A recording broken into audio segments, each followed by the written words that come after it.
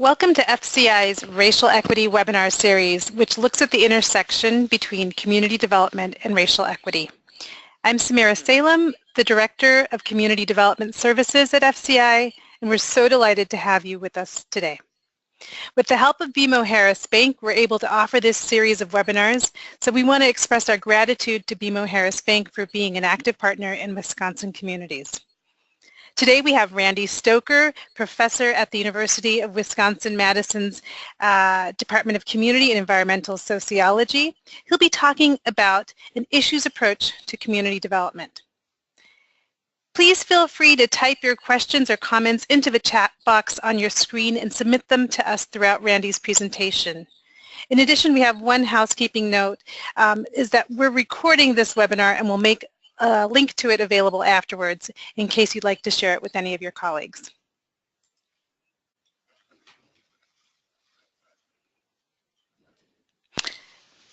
So as a reminder, ask a question via the chat box at any time. Please feel free to share on Twitter anything that you've learned, any aha moments you have. And if you have any technical questions, you can email Brittany s@forwardci.org. My colleague Brittany will be happy to help you out as she'll be monitoring our inbox. So it's my pleasure to welcome Randy Stoecker to hear about community development beyond needs and assets. Randy, turn it over to you. Thank you. And hello, everybody. For those of you who are live, thank you for sharing your lunch hour with me. For those of you who get this years in the future, in the middle of the night, I hope it helps. What I want to do today is spend some time talking about an alternative to the way that we normally think about finding out what people want and what we think people need. You know, most of you are probably familiar with these things called needs assessments, or you're familiar with asset mapping, and you may know that there's been kind of the development of a couple of camps around these. And I actually want to provide a third way to think about this. And so we'll spend some time today thinking about, are needs and assets really the way to do this, or is there something else that we can do? So to start, I'd like to get a little knowledge about what you know and what your experience is. So we've got a few questions for you to respond to, if you would.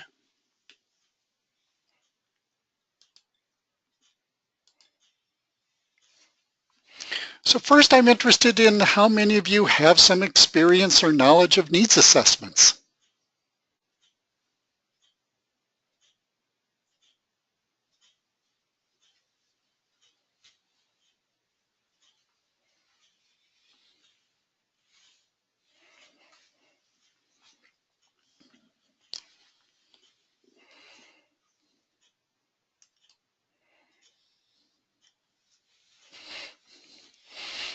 All right, so we've got a lot of knowledge in our virtual room. And then next, how many of you have some knowledge or experience with asset mapping?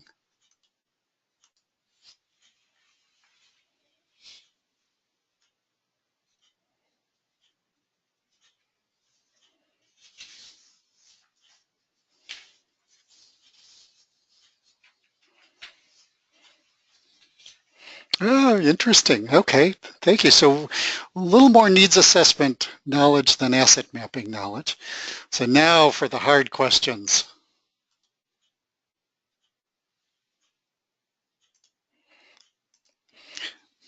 So how many of you think that needs assessments are cooler than asset maps?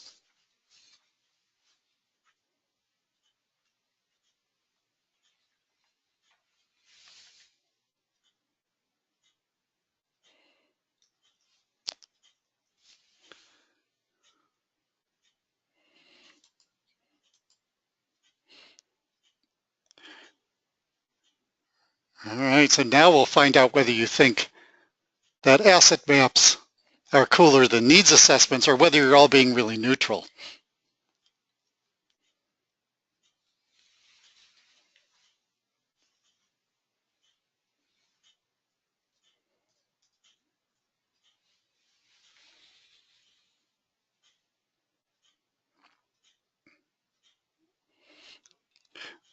All right. Thank you all very much. That actually helps me a lot in terms of thinking about what we should talk about today. And so I want to go on and spend a little bit of time talking about these two approaches and then kind of talking about the arguments between them. So first of all, to spend some time with needs-based approaches, and I've been trained and I've practiced in both of these. And so I know both the book part of needs approaches and asset approaches, and I also know the practice part of it too. So I'll tell a few stories as we go. So to start with needs-based approaches. Needs-based approaches historically have been about identifying weaknesses or identifying gaps. They're typically asking people what they don't have and what they need. And the needs approaches can be either system or individual based. So needs can be about the needs that individuals have, or they can be about the needs that people think that systems have. But in actually both of those cases, they use an individual unit of analysis. In other words, what they typically do is they are looking at the needs of some kind of individual. Though it can be an individual person or it can be an individual organization. A bunch of years ago, one of the things that I did was it was actually a needs and assets assessment of neighborhood-based community development organizations. So we asked each organization what their assets were, and we asked them also what their needs were. So it was an organization, not a person, but still what we did was we tallied up the needs of all the organizations and treating each organization as still an individual and separate unit. And the method that people mostly use with needs-based approaches is a survey kind of method. It can be a pencil and paper survey or an online survey, or it can even be a kind of face-to-face interview thing, but it's generally approaching each individual, whether they're a representative of a group or whether they're a representative of themselves, and then asking them a set of pre-designed questions. Now, asset-based approaches, on the other hand, they talk in terms of strengths or gifts, is a language that is often being used now in asset-based approaches. So rather than asking people what they're lacking, what their weaknesses are, what their gaps are, what their needs are, this asks, what are people good at? What do they have that they can contribute? What skills do they have? What talents do they have? And it can also, just like needs-based approaches, be system-based or individual-based. So for example, you can ask people what their own strengths and skills are, or you can ask them to think about, for example, their neighborhood and ask them what they see as the strengths of their neighborhood. But here again, when we're gathering data, we're gathering data from individuals, and it's individuals' perceptions of their community, their organization, their group, or of themselves again. And the method that's often used in this approach is called asset mapping. And sometimes it can literally be a map. If you ask people about the strengths in their neighborhood, you may, for example, send them out with cameras to take photos of those strengths, and the cameras have geocoding software on it, and they upload the photos, and the photos literally get mapped. In other cases, however, it's very much a kind of survey method. We did a project with a community where we brought everybody, actually we had them in a high school gym for a community supper, and on their way in we asked them to fill out a little form that would list the strengths that they could bring to a new community center that the community was planning. So one of the things that I want you to notice about these two approaches is that they're actually very, very similar. Where they differ is in the questions that they focus on. Are we focusing on weaknesses and gaps in needs, or are we focusing on strengths or gifts or assets? And so it's interesting how much the argument starts to come into this from these two approaches. And the asset-based critique is one, I mean, partly because asset-based community development is really much newer than needs analysis, which have been going on for a very, very long time. And asset-based development is really only a few decades old in its most sophisticated forms.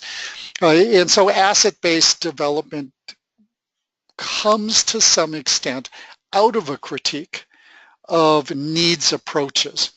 And it's not so much a critique of needs assessments, but literally needs approaches. And so, you know, what happens typically in a needs assessment is that professionals do a survey, they find needs, and then they develop interventions for those needs. And it's in the development of the interventions that actually the asset-based critique has focused most of its attention. So what asset-based folks say about needs approaches is that those approaches define people as having deficits. So they look at people in terms of people lacking something, being needy, being dependent on some kind of outside help. They also say that it individualizes the problem because it locates the problem in the individual. And some of you may have also heard in the last decade or so this concept of damage-centered analysis or damage-centered research. The idea being that needs assessment focus on the damage that people suffer, the damage that people experience. And they argue that when you do that, it starts to degenerate into victim blaming. That when you see people as having deficits, when you see them as having problems, when you see them as being damaged, you can start to think that somehow they're responsible for their damage, for their problems, for their deficits. And so asset-based development then says, well, we can't talk about that. What we're going to talk about instead is only people's strengths, only people's gifts, only people's assets. And consequently, their method and their approach develops as almost a mirror image of that focus. And what's interesting to me is that because it develops as almost a mirror image, so it reverses the image rather than developing different methods, rather than developing a different unit of analysis, I think it has many of the same problems that needs approaches do. So I'm going to do what's called an issue-based critique of asset approaches. And I'll talk about what it means to be issue-based in a moment, but for the moment, I just want to do the critique. If you look at asset approaches, very much like needs approaches, it individualizes assets. So it's looking at the assets of individuals. And yes, we can look at the assets of a neighborhood, but what we do is when we look at the assets of a neighborhood, we don't think about them as a system. We still think about them as, oh, isn't that community garden cool? And isn't it great that there are streetlights? And isn't it great that the potholes are all filled? But we don't connect those all together into a system. The second challenge is that the asset approaches externalize assets. And when you externalize the assets, you end up thinking about assets the way that they are defined by outsiders. And when outsiders define assets, you end up doing things like asking people what kind of skills they have that can be used in a marketplace. So, can you hammer nails? Can you sew clothes? Can you solder pipe?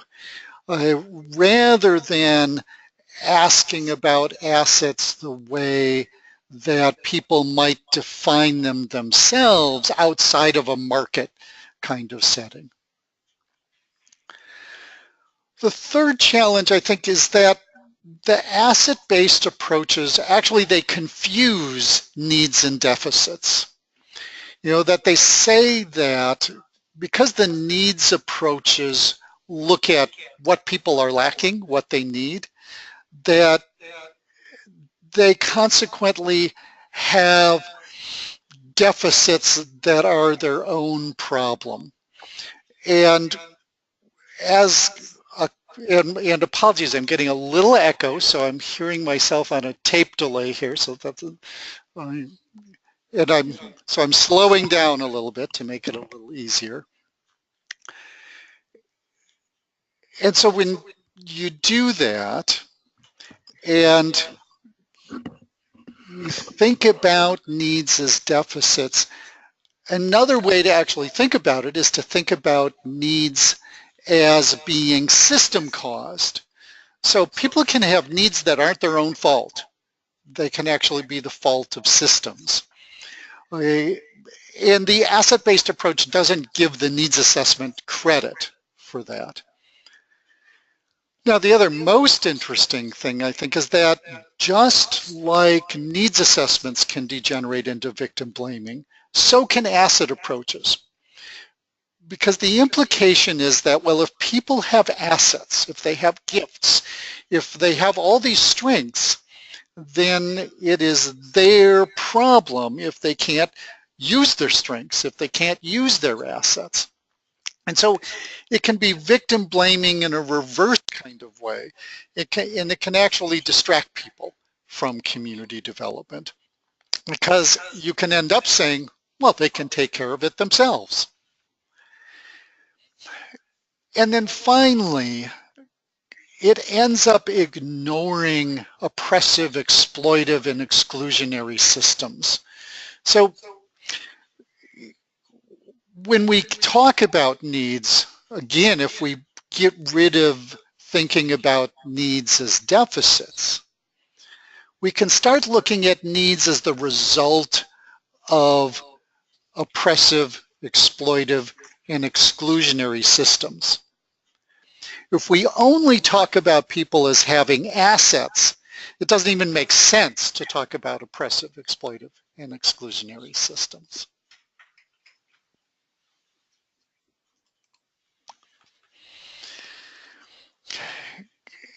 And so then if it is the case that needs and assets models both have similar kinds of problems, well, what are the consequences for race and class equity? And we have learned a lot about the importance of class equity in the last couple of months, especially since the November election. And so let's think about those two things, and then let's think about their intersection. And here are some of the challenges of how we use those two models. One is that both of the models tend to be used by credentialed and professional organizational people. And so asset mapping needs assessments are challenges that have to be done by pros. And so what you get is you get the survey experts, you get the asset mapping experts. They construct the questionnaires, they construct the methods. Sometimes they actually carry them out as well. And so to the extent that we still have institutionalized racism and who gets credentialed as a survey expert in terms of who gets credentialed as a professional, then we have a system that's controlled by the white middle class. Now, the other thing that happens, however, and this is especially in asset mapping, what happens in a lot of asset mapping is that the people get involved in doing the asset mapping. So a professional comes in, and they still do a lot of the design work, but then they have the neighborhood residents actually go out and do the asset mapping. It takes a ton of time to do this. And so, especially if you're working in a disinvested neighborhood, you can be using up the time of the people in the neighborhood collecting all this data rather than actually working on things. The other thing to look at here is that there's a set of what are called neoliberal biases. You know, and the idea of neoliberalism is that somehow all problems can be solved by lifting up individuals and by focusing on individuals. So if you've noticed that in the last few years, we have talked about the importance of entrepreneurship and social entrepreneurship. The idea that rather than government, rather than collective action, single individuals can create the good society. And so both of these models focus on those single individuals, whether it's filling individual needs or promoting individual gifts. It's still about the individuals rather than about the systems. And this means that we don't talk about institutionalized racism. We don't talk about institutionalized classism. And when we especially have not talked about institutionalized classism, interestingly enough. And so it's not part of the analysis in either a needs or an asset model. And the other thing that happens when we focus on individuals, it becomes the individual's responsibility to take advantage of us filling their needs or promoting their gifts, rather than looking at the structures that make it really hard to do that.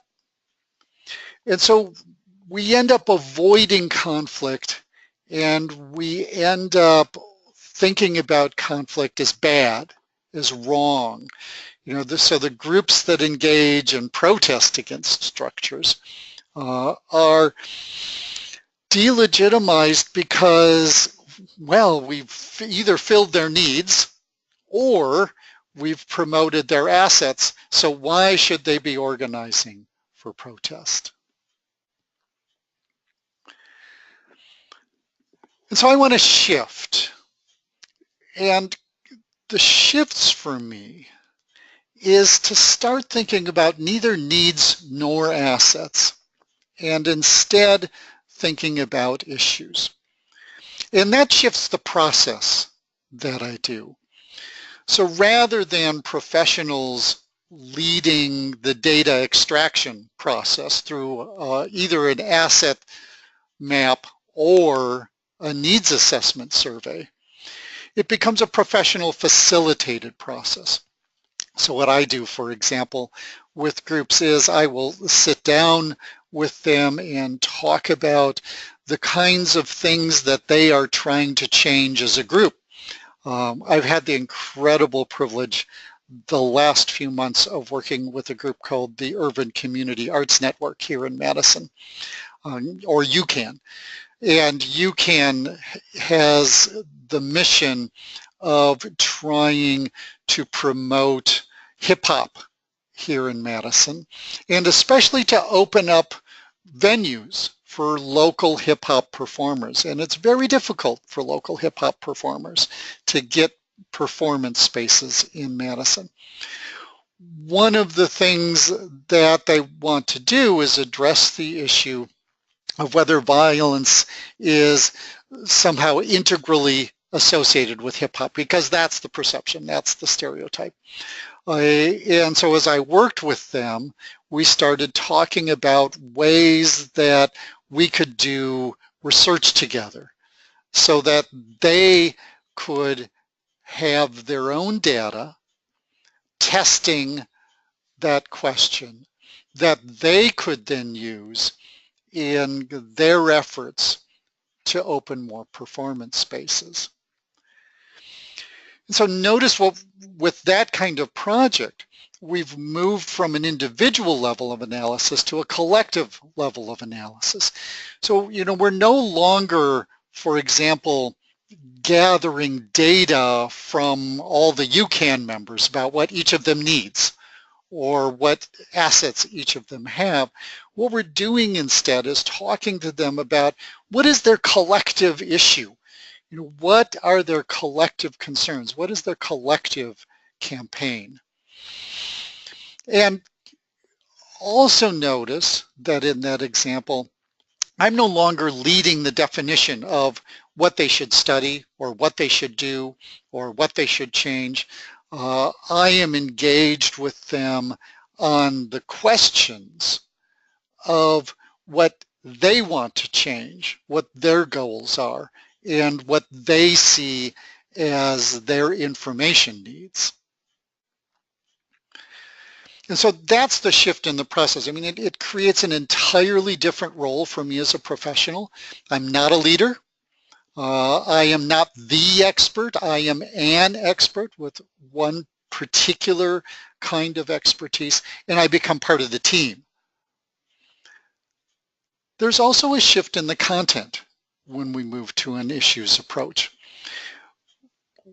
The content becomes these collective issues that groups experience, rather than simply a kind of counting up of the individual issues. And we'll talk in a minute about how we actually get to those issues.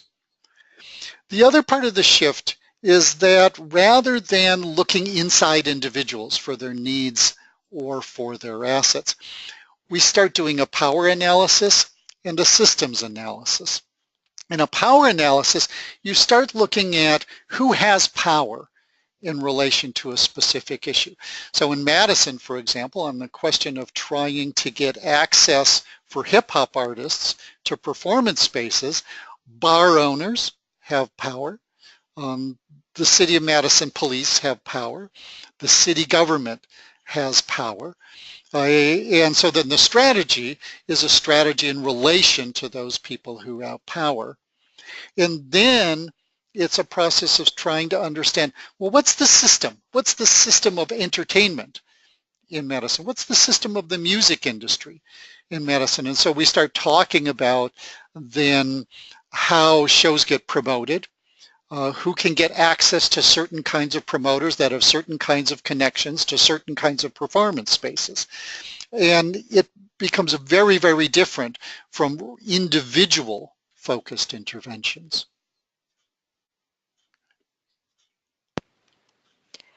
Randy, I have a couple of questions. We can start off at least with one of these.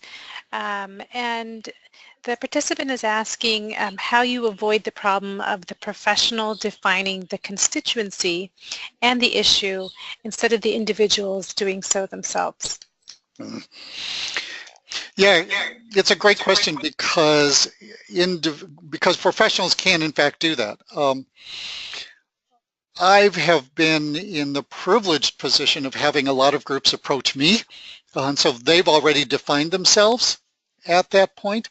What has been interesting, though, in a couple of cases is that I have worked with community organizers, and these are folks who, when we use the word constituency, what a good organizer does is tries to find people who have a similar common experience, whether it's all the people in an apartment building who are all suffering the same bad maintenance and high rents, whether it's people in a workplace who are all experiencing the same kinds of challenges, whether it is people with a racial identity or a gender identity that are experiencing similar things. What a good organizer does is build relationships among those folks. And so those organizers will to some extent define the constituency, but as they try to connect people, the constituency will define themselves.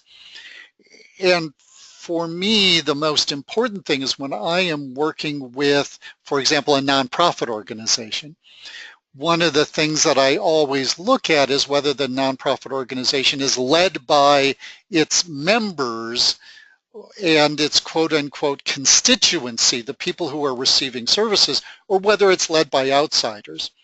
And then whether the organization is comfortable with doing work that engages the leadership of its own constituency as well.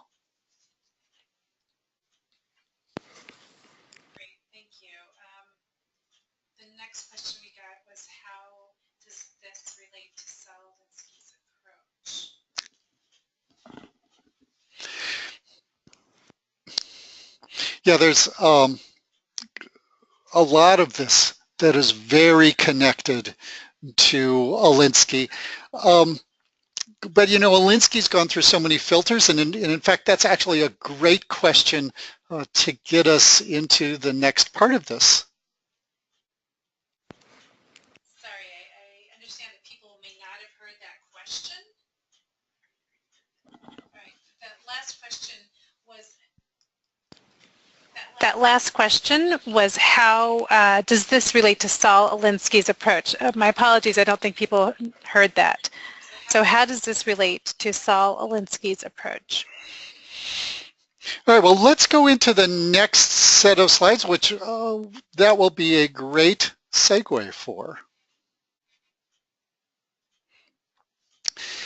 And so we'll start by asking you all to tell me a little bit about the extent to which it relates to you personally.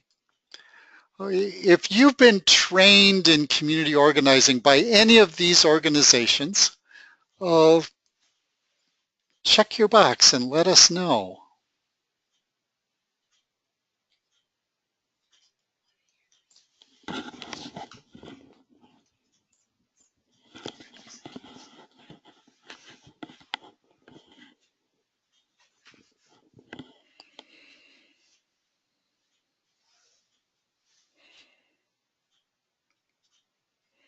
All right, so we've got a very small proportion who've gotten some IAF training. I'll bet you they're my friends in Madison here, probably with Dane County United at some point. These groups that are listed here, so ACORN, IAF, DART, PICO, NPA, Midwest Academy, Gamaliel. IAF was the national network that was actually founded by Saul Alinsky. DART, PICO, and the Midwest Academy, and Gamaliel all came from people who were Alinsky trained. NPA is kind of one generation removed from Alinsky, trained by people who were trained by Alinsky. And ACORN is probably the most independent. And ACORN, you may know, doesn't exist anymore. But all of these groups are engaged in a kind of similar versions of a model that Alinsky used.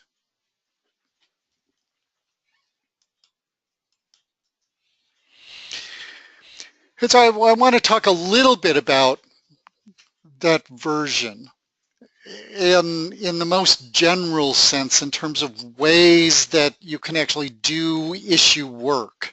And you don't have to be a community organizer to do issue work. And it helps also get away from the needs and asset kinds of thinking.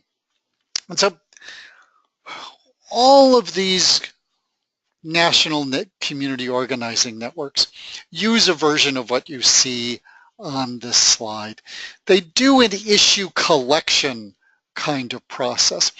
And whether that's door knocking and house meetings, or whether it's constituency leadership groups that they go to, what they're basically doing is asking people what they like about their organization or community, what they don't like about their organization or community, their hopes and dreams for it, their criticisms of it.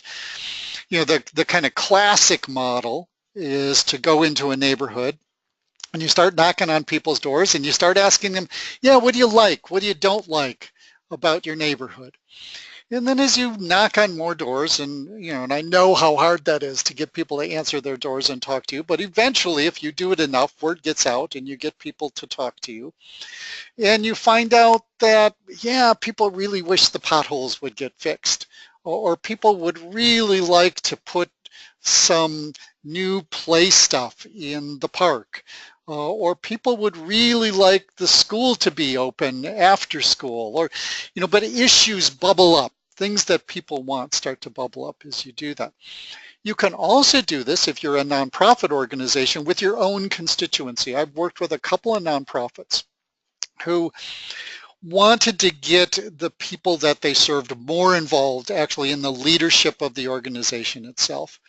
And so the process that we used in those cases was to do kind of door knocking when people were at that organization and asking them, you know, what they wanted, what they wished were better, what they wished were changed, what they wished was there that wasn't there, and actually built a constituency leadership group out of that process. And in one case now, that constituency leadership group is starting to occupy seats on the board of directors of that organization. But it's, you know, rather than asking people what they individually need or asking people what their individual gifts are, it's having them think about bigger systems. And that means moving people from problems to issues. So, you know, if you think about, especially a needs assessment asks people to think about, you know, what is wrong inside of them. So a famous sociologist called C. Wright Mills, who talked about personal troubles and public issues. And Mills said that when people think about themselves as having personal troubles, they think it's only them and that the cause is somehow inside of them. When people think about public issues, they realize that many people have the same experience and the cause is outside of them. And the process of issue work is that transformation of getting people to think about personal troubles as public issues. And that goes then from victim blaming to system explaining. People start to think about systems, and then they think about how to change those systems, and then they get to work collectively on changing those systems. And the advantage is that, you know, if you've ever been part of programs that focus on individuals in disinvested neighborhoods, what happens is a few individuals in those neighborhoods start to succeed. The job training takes hold, or they get the job. And then what happens is they move out. They actually leave the neighborhood worse off than when it started, because it's an individual approach and the talent that develops in the neighborhood leaves. When you work with an issue approach, the whole neighborhood lifts itself up together by solving its collective issues. And then, so how do you do this? Well, real quickly, the method that we use in organizing is called cutting an issue. And there are a bunch of criteria to use. The one I can remember is POW, with an exclamation mark. And it stands for precise, organizable, and winnable. And so when your group says, oh, there's all these things that we want to change, all these things that we want to do, what you can do for all of those things is to say, well, how precise is this? So a neighborhood that says, we want a safer neighborhood. Well, that's not very precise. But if they say, well, we want to have less violence at the corner where the carryout is, that's much more precise. The second is organizable. How many people care about the issue? How many people want new playground equipment versus how many people want to focus on repairing the potholes? Because you may not be able to do everything at once. And then the third is winnable. So how easy is it to get new playground equipment? How easy is it to get the potholes fixed? And so for the 8% of you who were trained in IAF, the part you probably remember is the relationship building part, and you notice that's not here because I think it is the thing that is most focused on. But the issue work is what you have to do with those relationships. And so I wanted you to at least have a little time to think about that. So that is everything that I've got. For this, there are a few resources for those of you who are really into this. You can jot those down. I recommend each of them. Mnieri and Getsos and Staples are the most general. For those of you interested in women-centered and immigrant organizing, Rinku Sen, I think is really good as well. So thank you all for your time. We can now ask and answer and talk about and discuss some questions. Thank you, Randy. That's really, I think. All right. Thank you, Randy. Thought-provoking presentation, and we actually have some questions already, and I encourage those of you who are on the line, if you have any questions that are mulling about in your head or that are starting to emerge, please go ahead and use either the chat function or the question function, and we'll make sure to at least have a conversation about those. So one of the questions that we received is, what does door knocking mean in the era of smartphones? If you really only talk to people who literally answer their doors, isn't that going to create a self-selection issue? Initially, yes. The method of door knocking is, indeed getting harder and harder. And there's actually much more to it.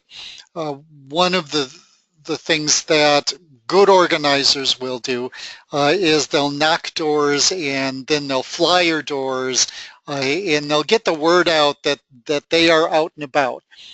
And those of you who were trained in the IAF relational method also know that, you get the first handful of people in the neighborhood and you start to develop relationships with them.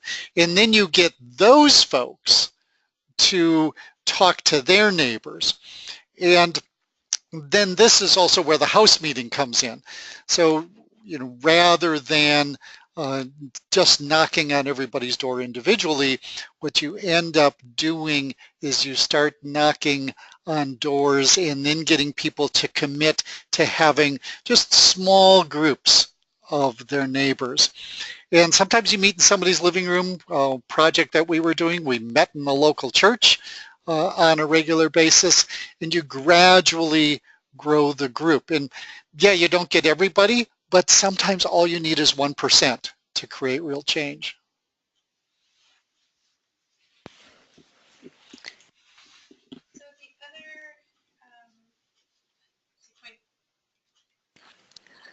All right, so we have a comment here.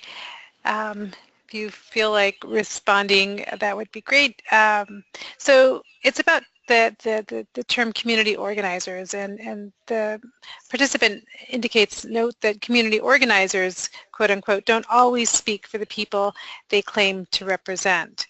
Something that you spoke a little bit about earlier, whether you have any response to this. The best community organizers never speak for the people. and they never claim to represent anyone. The best community organizers will engage the people and support their organizing so that they can speak for themselves. And so that they can represent themselves collectively. And that, I think, we have really lost the craft of organizing. And thinking back to Alinsky, one of the things that was really important to Alinsky, and that I think is really important still today, though we don't talk about it as much, is the distinction between the organizer and the leader. I had the privilege here in working in Madison on a neighborhood project that resulted in a brand new community center in Southwest Madison. And the organizing was done by a couple of public health nurses who were the most amazing community organizers I think I have ever encountered, because what they did was bring people together so that they could speak for themselves, so that they could decide for themselves what they wanted to do to build their neighborhood and to improve their neighborhood. And they were never in front of the cameras, they were never doing the interviews, they were never leading the charges. All they did was do the work of connecting people to each other. And that, I think, is a really important distinction.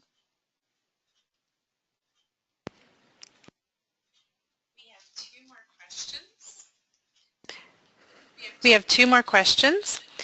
And let me start with the first. We'll let you answer it, then we'll move on to the second. I think that might be it in terms of our time. So how do you prioritize issues? Different races have different issues, and some issues cannot be solved on the local level. Help.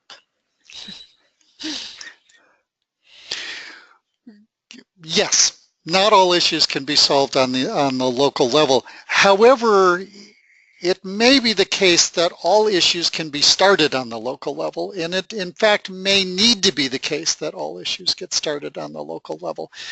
One of the most important examples of this was the 1970s legislation for the Community Reinvestment Act. Some of you may remember the Community Reinvestment Act. It's been terribly weakened, and I think it's been terribly weakened because there isn't a local base fighting for it anymore. But the Community Reinvestment Act existed because a couple neighborhoods in Chicago figured out that the people living there couldn't get loans to fix up their homes. A couple neighborhoods in Baltimore, a couple neighborhoods in Philadelphia, a couple neighborhoods in a few other cities, they were also figuring out that they couldn't get loans. And they started to understand that in fact they were being discriminated against. This is actually what leads to the development of National People's Action. If you remember the poll, National People's Action was one of the groups on that poll. And National People's Action organizes as a connection of all of these separate neighborhood groups, each of which had the same experience of being, quote unquote, redlined by banks at the time. And as those neighborhoods found each other, they connected, built a powerful organization, and changed federal legislation. If you remember back to the late 1990s, we had a global movement that developed around global capitalism. And that movement was a collection of local groups from around the world that were able to connect to each other as well. And as we all think about today, what is going to happen with healthcare? It is interesting that we have one healthcare legislation that currently exists, as of at least the last time I checked the news, and an attempt to create a replacement both of which are incredibly controversial, neither of which really engaged people at the grassroots level to figure out what it should be. You know, and imagine if groups in every small town, in every neighborhood, organized to talk about healthcare and to build up the issues of healthcare and say what they wanted from healthcare, what the possibilities might be.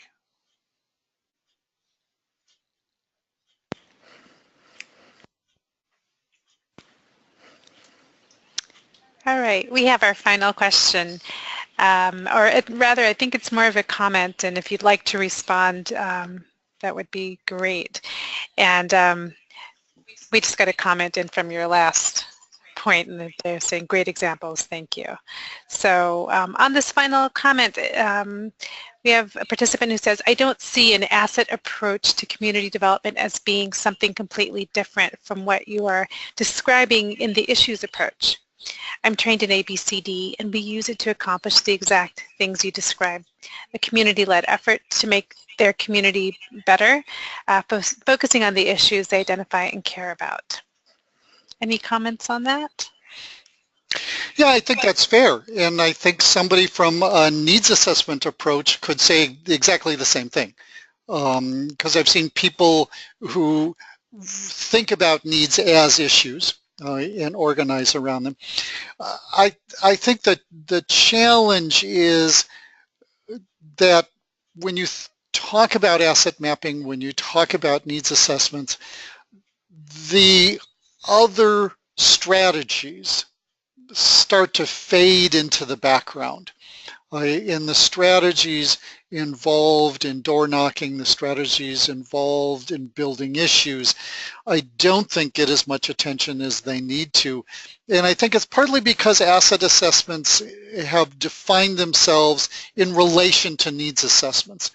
And neither of them has defined themselves the way that I would like to in terms of real community organizing. And yeah, and I've seen some of the ABCD folks do organizing. I have also seen many cases where the organizing doesn't develop out of it as well. So yeah, I don't think there's necessarily a contradiction between them. And I think that if we move away from narrowly talking about assets and narrowly talking about needs and instead talking about issues, I think it broadens the field for us.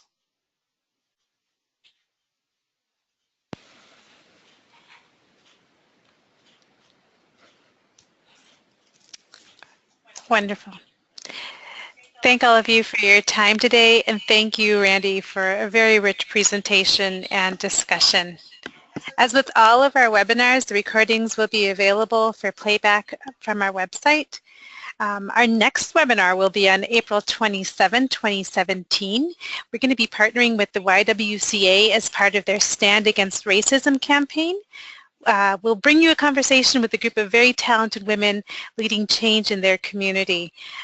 We will be sending you a registration link when we share the webinar recording from this webinar. So even if you can't make it, we encourage you to sign up. That way we'll send you a link to the webinar recording when it's available. We're really excited about this upcoming webinar, and we really encourage you to participate and be a part of it. Thanks again to BMO Harris for making this important learning opportunity available. Thank you for joining us, and have a good day.